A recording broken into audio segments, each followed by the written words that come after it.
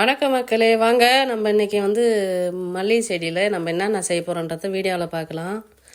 மல்லிகைப்பூ பொறிக்க தான் நான் வந்ததை பார்த்தாக்கா ஒரு கொய்யாப்பழம் நல்லா பழுத்து இருக்குது. அது கிளி சாப்பிட்டு ஏதாவது வீணாக்கிட போகுதுன்னு சொல்லிட்டு நான் எனக்கு தேவைன்னு ஒரு பழம் பறிச்சிட்டேன். அந்த பழத்தை பாருங்கள், ஒரு பழத்தை ஒரு ஆளாக சாப்பிட முடியாது. எங்கள் தோட்டத்தில் சிறப்பே இதாங்க. ரொம்ப அதிகமாக காய் காய்க்கிற நேரத்தில் நிறைய மாட்டுக்கு தான் இப்போலாம் வெட்டி வைக்கிறோம். நானும் நிறைய பேர் வரவங்களுக்கெலாம் கொடுக்குறேன்.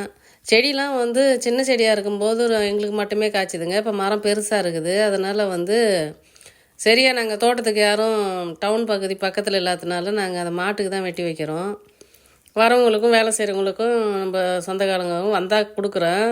அப்போ தோட்டத்தில் நல்லா காலைல இறங்கினவுடனே பெரிய என்ஜாய்மெண்ட்டு தாங்க. எல்லா செடியுமே எல்லா மரமே காய்க்க ஆரம்பிச்சிடுதுங்க. இப்போ பாருங்கள், அடுத்தது நான் பூ பறிக்க பூவே எடுக்கலை. எங்கள் அம்மா திட்டினே எந்த நேரமும் வீடியோவும் கையுமாவே இருக்குதுன்னு சொல்லி திட்டுறாங்க. அவங்க நிறையா பூ பறிச்சிட்டாங்க மக்களே. நான் சும்மா கொய்யாக்காய் பறிக்கவே வந்த மாதிரி ஆயிடுது. ஆனால் அது பெரிய என்டர்டைன்மெண்ட், நல்லா ஜாலியாக இருக்குங்க. தோட்டத்துக்குள்ளே இறங்கினாலே இது பெரிய சந்தோஷம் எங்களுக்கு. நல்லா கிளிலாம் சாப்பிட்ட மிச்சம் தான் கொய்யாக்காய்லாம் நாங்கள் பறிக்கிறோம். கிளி சாப்பிட்டு மிச்சமாக வச்சுட்டு போகிறது அப்படி அப்படியே காய்க்குது, அப்படியே நின்றுடும், பழுக்காது. அது எப்படிலாம் வெம்பி கீழே விழுந்துடும். அப்போ நம்ம அதை நேரம் பறித்து எடுத்துன்னு போய் கீழே விழுந்ததெல்லாம் எடுத்துன்னு போய் கண்ணுக்குட்டிக்கு வைக்கிறோம். எதுவுமே வீண் போகல மக்களே.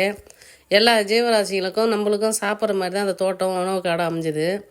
என்ன ஒன்று, மல்லி தோட்டத்தை கொண்டு போய் உணவு காட்டில் வச்சதுனால சரியாக பூ பூக்கலை மக்களே. காய் பறிச்சாச்சு. அடுத்தது எங்கள் அம்மா திட்டுறாங்கன்னு பூ எடுக்க போயாச்சு. பூ பறித்த மக்களே. ஆனால் கொஞ்சமாக பூக்கும்போது நம்மளுக்கு ஜாலியாக இருக்கும் வீட்டில் பூக்கும்போது. ஆனால் தோட்டத்தில் பூ எடுக்கும்போது தான் மக்களே சரி கஷ்டமான வேலை அது. செடி பெருசாக இருந்தாலும் பரவாயில்ல, சின்ன சின்ன செடியாக இருக்குதுன்னா ரொம்ப கஷ்டப்பட்டு தான் அதை எடுக்க வேண்டியதாக இருக்கும்.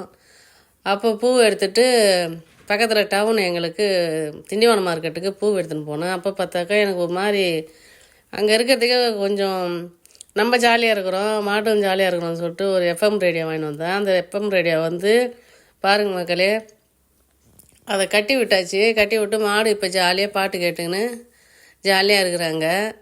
எங்கள் அம்மா என்னை திட்டிக்கினே பூ பறிச்சிக்கின்னு, இன்னும் நான் வேலையை பார்க்குறேன், நீ இப்போ பூ எடுக்க வந்தியா சுற்றி கிடக்க வந்தியான்னு திட்டுறாங்க. அப்போ அதுவும் ஒரு ஃபன்னாக தான் போச்சு. எங்கள் அம்மா எவ்வளோ திட்டினாலும் எனக்கு கோவமே வரமாட்டுது இப்போலாம். எங்கன்னா திட்டிங்க கிடங்க ஒரு பக்கம், நான் பண்ணி என் வேலையை பார்க்குறேன்னு சொல்லிட்டு நான் அந்த ரேடியோ கட்டை போட்டோம் மக்களே. ரேடியோவை பாருங்கள், ஒரு எஃப்எம் ரேடியோவில் நான் நிறைய பேர் சொல்லி கேள்விப்பட்டிருக்கேன். மாட்டுக்கு எஃப்எம் ரேடியோவில் பாட்டு கேட்குற அளவுக்கு ஃபேன் போட்டாச்சு, பாட்டு கேட்குது மாடு, என்னென்னா கொடுப்பணும் மாட்டுக்கு அப்படின்னு சொல்லி எல்லாம் கிண்டல் பண்ணுறாங்க. நீங்களே சொல்லுங்கள் மக்களே, நம்ம மட்டுமே ஜாலியாக இருந்தால் போதாதில்ல, மாடும் பாட்டு கேட்கணும்ல. அதனால தான் நான் இதை வாங்கி கட்டி வச்சுருக்கேன் மக்களே.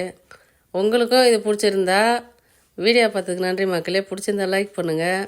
நீங்களும் இந்த மாதிரி விவசாயியாக இருந்தால் ஒரு எஃப்எம் ரேடியோவை கட்டி விடுங்க, மாடு பாட்டு கேட்கட்டும். இது உங்களுக்கு இப்போ காமெடியாக இருந்தாலும் இது சூப்பராக இருக்குது மக்களே. நான் அதை ஜாலியாக என்ஜாய் பண்ணேன். நீங்களும் அதேமாரி என்ஜாய் பண்ணுங்கள். விவசாயம் பிடிச்சிருந்தா கண்டிப்பாக லைக் பண்ணுங்கள். ஓகே மக்களே, வீடியோ பார்த்ததுக்கு நன்றி.